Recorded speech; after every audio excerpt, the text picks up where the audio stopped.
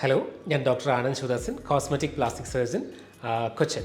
എപ്പോഴും നമുക്ക് വരാറുള്ളൊരു ചോദ്യം, ഗൈനക്കോമാസ്റ്റിയയുടെ സർജറി അല്ലെങ്കിൽ ലൈപ്പോസഷൻ രണ്ടും ഒരേ ട്രീറ്റ്മെൻറ്റ് തന്നെയാണോ അല്ലെങ്കിൽ രണ്ടും വ്യത്യാസപ്പെട്ടിട്ടുള്ള കാര്യങ്ങളാണോ എന്നുള്ളതാണ്.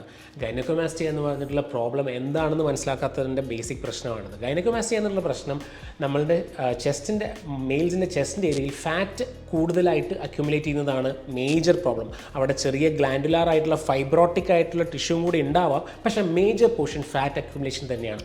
അത് കാരണം കൊണ്ട് തന്നെയാണ് ഫാറ്റ് അക്യുമുലേഷൻ നമ്മളുടെ ബാക്കിയുള്ള ശരീരത്തിൽ നമ്മൾ ചെയ്യുന്ന അതിനുള്ള ട്രീറ്റ്മെൻറ്റ് എന്ന് പറഞ്ഞു കഴിഞ്ഞാൽ ലൈപ്പോസക്ഷൻ എന്ന് പറഞ്ഞിട്ടുള്ള മൊഡാലിറ്റിയാണ്. അതുകൊണ്ട് തന്നെ ഈ ഗൈനക്കോമാസ്റ്റിയ എന്ന് പറഞ്ഞിട്ടുള്ള ഈ ഒരു പ്രോബ്ലത്തിന് നമ്മൾ ട്രീറ്റ് ചെയ്യാനായിട്ട് യൂസ് ചെയ്യുന്നത്.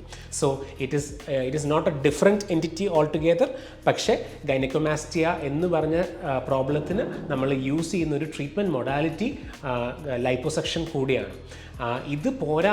ഇതിന് ലൈപ്പോസക്ഷൻ പോരാത്ത ചില ആൾക്കാർക്ക് ഫാറ്റ് മാത്രമല്ലാതെ നേരത്തെ പറഞ്ഞ പോലെയുള്ള ഗ്ലാൻഡുലാർ അല്ലെങ്കിൽ ഫൈബ്രോട്ടിക് ആയിട്ടുള്ള തിക്കായിട്ടുള്ള എലിമെൻറ്റ്സ് അവിടെ എന്തെങ്കിലും ഉണ്ടെന്നുണ്ടെങ്കിൽ അപ്പോൾ മാത്രം നമ്മൾ ചെറിയൊരു സുഷിരം ഉണ്ടാക്കി അതിൽ കൂടെ ആ ഒരു ഭാഗത്തെ മാത്രം എടുത്ത് കളയും കൂടെ ചിലവർക്ക് വേണ്ടി വന്നേക്കാം, ചിലവർക്ക് മാത്രം.